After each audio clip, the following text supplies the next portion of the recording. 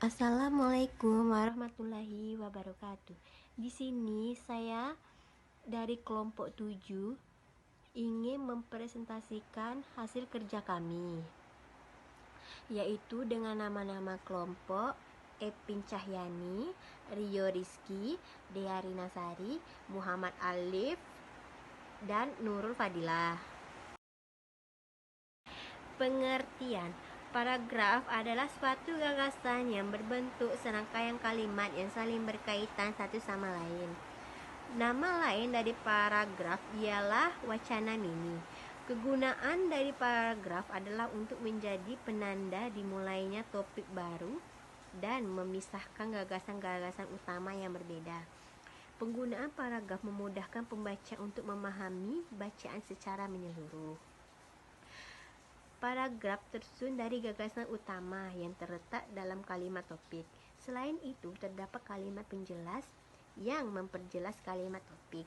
Paragraf juga berfungsi untuk mengungkapkan pemikiran penulis secara sistematis sehingga mudah untuk dipahami oleh pembaca. Ciri-ciri paragraf: yang pertama, dalam suatu paragraf biasanya memiliki sebuah ide pokok yang disampaikan melalui setiap kalimat yang ditulis oleh pengarang. 2.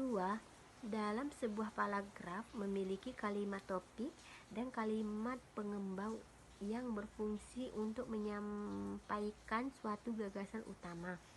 Yang ketiga, di dalam sebuah paragraf juga terdapat kalimat penjelas yang lainnya tentang sebuah rincian dari kalimat topik. Yang keempat, dalam sebuah jenis karangan biasa, penulisan dari setiap awal paragraf dibuat agak masuk ke dalam. Yang kelima, setiap paragraf dalam sebuah tulisan atau karangan tersusun minimal 2 baris kalimat. Jenis-jenis paragraf. Paragraf berdasarkan fungsinya: paragraf pembuka, paragraf isi, paragraf penghubung, paragraf penutup. Jenis paragraf berdasarkan letak gagasan utama: paragraf dedukatif, paragraf induktif, paragraf interatif, paragraf campuran. Sistematika penulisan. Pengertian dari sistematika penulisan itu sendiri adalah tata cara, metode, atau urut untuk merampungkan sebuah penelitian atau riset yang di dalamnya terkandung pendahuluan, tujuan, dan metode. Tujuan paragraf yaitu membedakan penulisan dalam merinci ide pokok, membedakan pembaca dalam memahami pokok pikiran atau suatu karya tulis. 2. Memberikan perhatian yang formal sehingga pembaca dapat beristirahat. Syarat-syarat paragraf: kesatuan yang kompak. 2. Koherasi. Yang ketiga, penggunaan metode. Yang kelima, setiap paragraf harus mempunyai suatu gagasan utama yang ditulis dalam kalimat topik. Fungsi paragraf: mengekspresikan gagasan tertulis dengan memberi bentuk suatu pikiran dan perasaan. 2. Menandai peralihan gagasan baru bagi karangan. 3. Memudahkan mengorganisasikan. Struktur paragraf.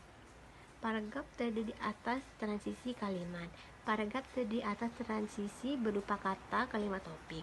Paragraf terdiri atas kalimat topik, kalimat pengembang.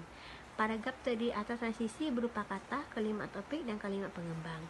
Paragraf terdiri atas transisi berupa kalimat, kalimat topik. Paragraf terdiri atas kalimat topik dan kalimat pengembang. Dan paragraf terdiri atas kalimat pengembang dan kalimat topik. Sekian presentasi dari kelompok kami. Mohon maaf jika ada kekurangan. Wassalamualaikum warahmatullahi wabarakatuh.